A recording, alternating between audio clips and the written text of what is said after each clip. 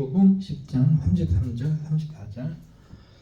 유대인들이 대답하되 선한 일로 말미암아 우리가 너를 돌로 치려는 것이 아니라 신성 모독으로 인함이니 내가 사람이 되어 자칭 하나님이라 함이로라. 예수께서 이르시되 너희 율법에 기록된 바 내가 너희를 신뢰하였노라 하지 아니하였느냐. 아멘. 네, 우리가 요한복음은 좀 어려운 그 면이 있습니다. 왜냐하면 우리가 이제 그 요한이 쓰고 있는 말이 조금 우리랑 다르고, 번역하기도 어렵고, 또 이 시대 사람들의 머릿속에 그 있는 그 생각들이요, 여러 가지 생각들이 지금 우리가 하고 있는 생각들하고 많이 좀 다른 면이 있습니다. 그러나 같은 인간인지라 2000년 전이나 지금이나 서로 언어가 틀리고 생각의 구조가 틀려도 인간은 인간이기 때문에 이렇게 그 읽으면서 어느 정도 근접하게 이해할 수 있다라고 보여집니다. 그런데 예수님의 말씀은 다분히 당시 사람들에게 받아들일 수 없는 좀 많이 좀 이단 같은 사이비 종교 같은 어떤 이단 교주 같은 혹은 뭐 잘못된 사람 같은 그 느낌을 받게 하는 그런 말을 예수님께서 하고 계셨습니다. 사실은요. 그 사람들이 예수님이 하시는 말씀을 도저히 받아들일 수가 없었습니다. 그건 명백한 사실이죠. 도대체 어떤 말씀을 하셨길래 사람들이 받아들일 수 없었는가? 그것은 예수님께서 자신을 하나님이라고 하셨기 때문에 그렇습니다. 우리 성경에는 잘 이렇게 그 번역이 되어 있지 않지만은 하나님은 자기를 표현하실 때 여호와라고 표현하셨죠. 그 뜻은 나는 존재한다, 나는 이다 이 말인데 예수님도 똑같은 그 말을 하셨거든요. 그 사람들에게 원문으로 보면 그게 조금 확실해지는데 하나님이 나는 존재한다라고 자기를 소개하셨는데 예수님도 내가 그이다, 내가 그다 이 말은 I am, 나는 존재한다, 나는 스스로 있다. 이것이 자기가 하나님이라고 하신 것하고 똑같았기 때문에 사람들이 예수님을 볼 때 틀림없이 요셉의 아들이고 요셉의 가문의 마리아의 아들이고 자기들이 눈으로 볼 때 사람인데 어떻게 사람이 자기가 하나님이라는 그 뉘앙스로 이렇게 얘기를 하는가. 또 그 예수님은 하나님과 자기가 똑같다고 말씀하신 겁니다. 하나님의 아들이란 말은 하나님과 똑같은 존재라는 그런 말입니다. 우리가 생각하는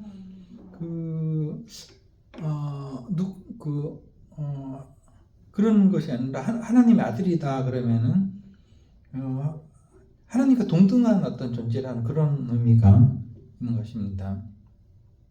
실제로 그런 의미로 예수님께서는 말씀을 하셨기 때문에 사람들이 자꾸 들어보니까 그 당시 사람들은 사람이 어떻게 하나님이라고 자기를 소개할 수 있는가 도저히 받아들일 수가 없었거든요.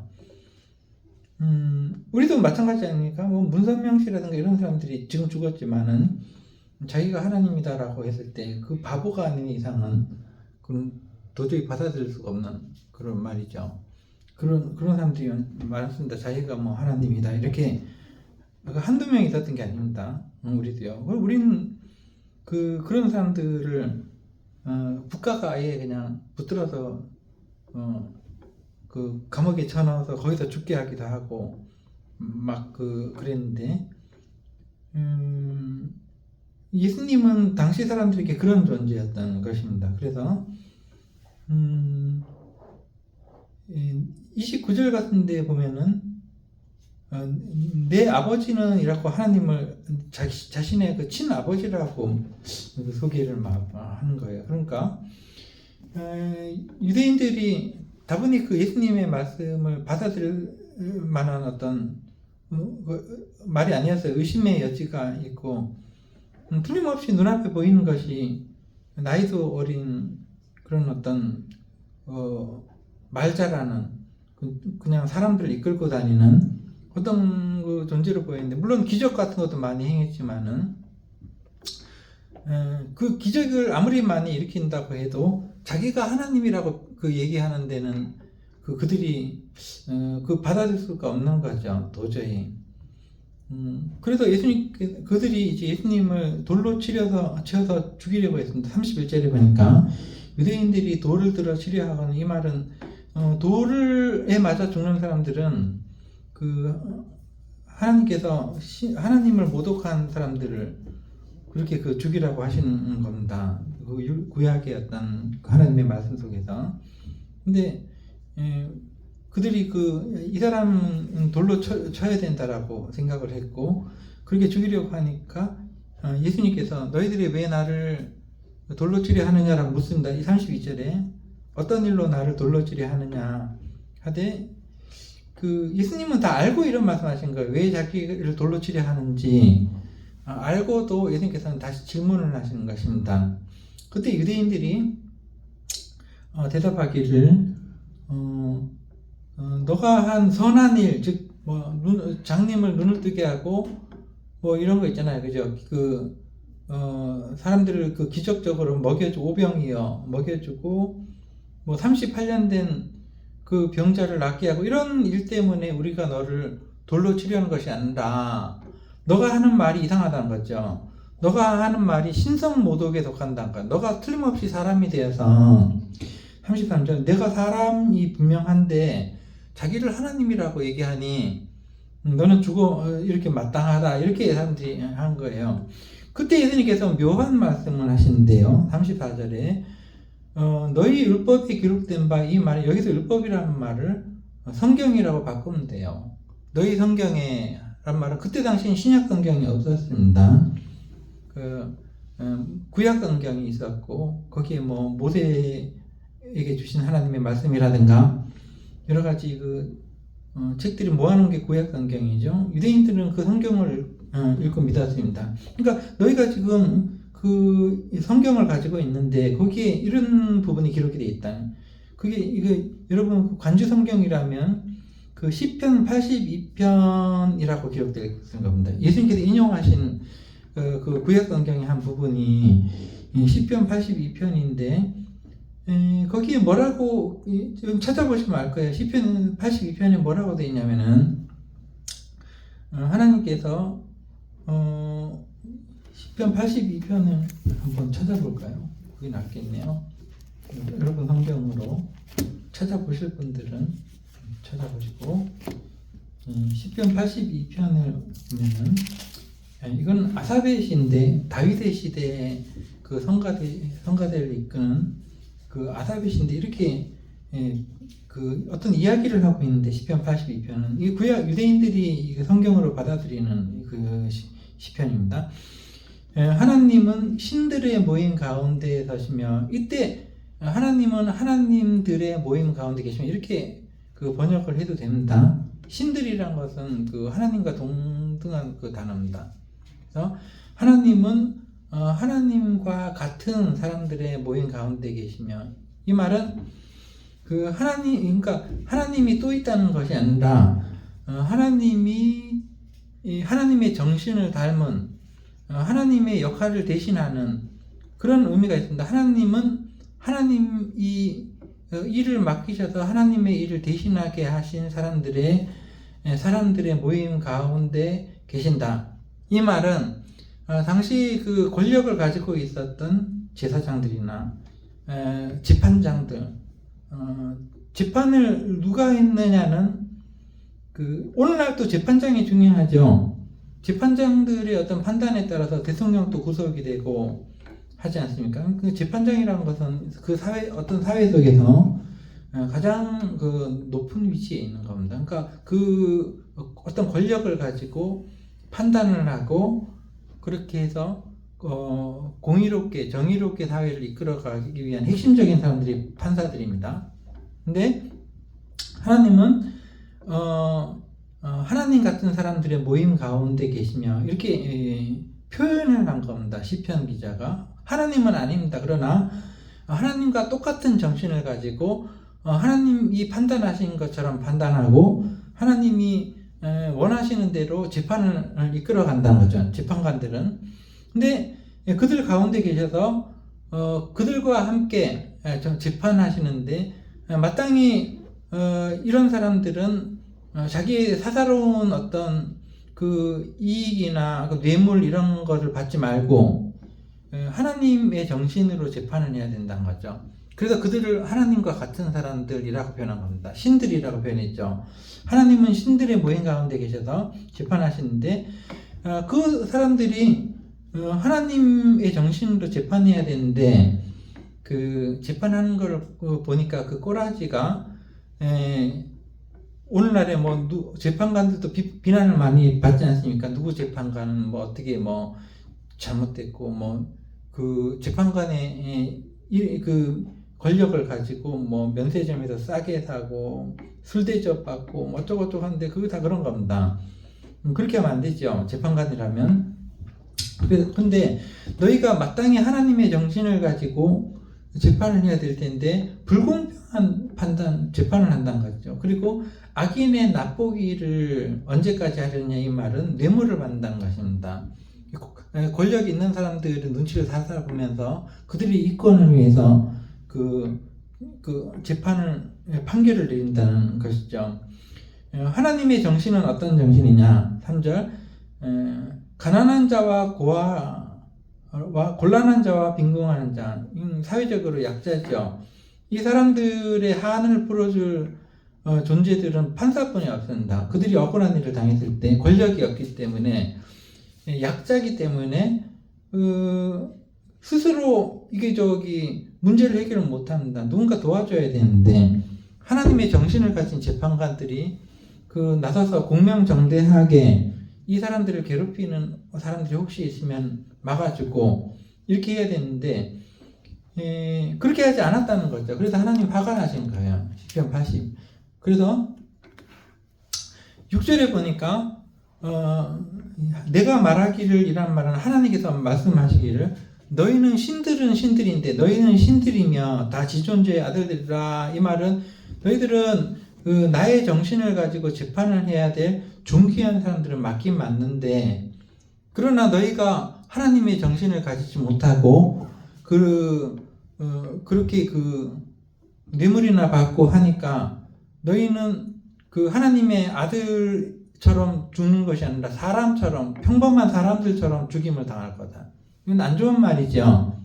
하나님의 어떤 정신을 가진 그런 고귀한 사람들처럼 살아야 되는데 그렇게 살지 않았기 때문에 평범한 사람들처럼 그런 꼬락서니로 죽는다는 거죠. 그런 말이 7절입니다.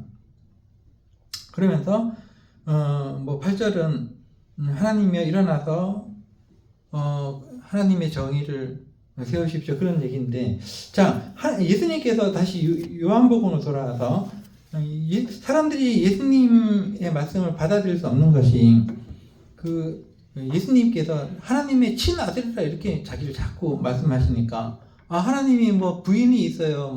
그러니까 도저히 받아들일 수가 없는 거예요. 그리고 하나님과 동등하다고 자꾸 말씀하시니까 그러나 예수님은 사실은 성경에 보면 하나님과 자신이 하나님이다라고 직접적으로 말씀하신 그 뉘앙스의 말, 오해의 여지가 있는 말을 하시긴 하셔도 자기 자신을 하나님이라고 하신 적이 없다라고 말을 할 수도 있습니다. 왜냐하면은 해석하기 나름이거든요, 이 언어들은요. 그러니까 이게 아리까리해서 예수님의 말씀을 딱 들었을 때, 야, 저 사람이 하나님이라고 자기를 말하는데, 이렇게 오해의 여지가 충분히 있는 거고, 지금 또 우리가 궁금해하는 것이, 예수님이 정말 하나님이신가? 하나님이신가? 근데 육체적으로는 하나님이 아닙니다. 왜냐하면은, 예수님은 우리랑 똑같은 몸을 가지고 태어나셔가지고, 죽임을 당하신 분입니다. 다시 살아나셨다 하더라도, 그냥 사람입니다, 사람. 근데 예수님의 정신만큼은 하나님과 똑같은 분입니다. 그러니까 하나님의 정신을 가지고 있는 거예요. 그래서 예수님께서는 자신을 그 하나님의 아들이라고 말씀하신 거지. 그래서 예수님께서는 34절에 너희가 읽고 있는 성경에도 재판관들을 표현할 때 그들을 신들이라고 표현하지 않았느냐. 너희가 지금 성경을 가지고 있는데 성경 읽고 있는 성경을 잘못했다고 얘기할래? 35절에 성경은 폐하지 못하나니 이 말은 너희가 지금 읽고 있는 성경이 잘못됐다라고 얘기할래? 이 말입니다. 하나님의 말씀을 받은 사람들을 신들이라고 표현되어 있지 않느냐. 자, 이 말을 우리가 잘 이해를 하면은 여러분과 제가 예수님께서는 너희들 일을 내가 다 해줄게.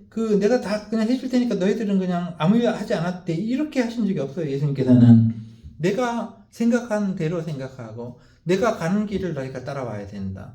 이렇게 예수님께서는 말씀하셨죠. 근데 우리는 마치 예수님을 어떤 부적처럼 생각해서 우리는 안 해도 예수님께 기도하면은 우리가 원하는 대로 예수님께서 다 해주고 이렇게 생각하는 건 크게 오산입니다. 예수님께서 그렇게 말씀하신 적이 없고 예수님은 자신은 하나님의 정신을 가지고 있는데 너희들이 나를 따라 와야 되고 나를 따라오려거든 나랑 똑같은 정신을 가지고 내가 걸어간 그 길, 고난의 길일지라도 내가 걸어간 그 길을 너희도 그대로 걸어와야지 너희들도 하나님의 아들이 될 수 있다. 이렇게 말씀하신 것이지. 우리는 마치 부적처럼 예수님의 이름으로 똑딱 기도해놓고 뭐가 잘 되게 해주세요. 내 맘대로 하게 해주세요. 온갖 세상 욕심을 다 부리면서 예수님을 따라간다고 하죠. 그거는 이제 예수님을 못 오가는 겁니다. 어떻게 보면. 그래서 36절 그까지만 한번 보겠습니다. 아버지께서 거룩하게 하사 세상에 보내신 자라는 의미는 도대체 무슨 의미인가? 즉 아버지의 정신, 하나님의 정신을 가지고 세상에 나타난 자신을 얘기하는 것입니다. 그런 자신이 자기를 하나님의 아들이라고 말한다고 해서 너희들이 오해를 하겠냐? 하나님의 정신을 가지고 있는 사람이 하나님이지 뭐예요? 여러분 성령 받았다고 하잖아요. 그죠? 성령 받아야 된다. 성령이 뭡니까? 하나님입니다. 하나님의 영입니다. 하나님의 영을 받은 사람이 하나님이지 뭐예요? 근데 성령 안 받고 하나님의 정신을 안 가지고 있으면서 자기는 온갖 욕심을 다 부리면서 자기는 성령 받았다고 얘기하고 혀코 부러져서 방언좀 할 줄 안다고 자기는 하나님이라고 얘기해. 그건 아니죠. 예수님의 정신을 가지고 하나님의 정신, 예수님의 정신을 가지고 있는 사람이 그 하나님의 아들이죠. 너희가 내 안에, 내가 너희 안에, 아버지께서 내 안에, 내가 아버지 안에, 이게 정신을 얘기한 거잖아요. 그래서 오늘 우리가 이 저녁에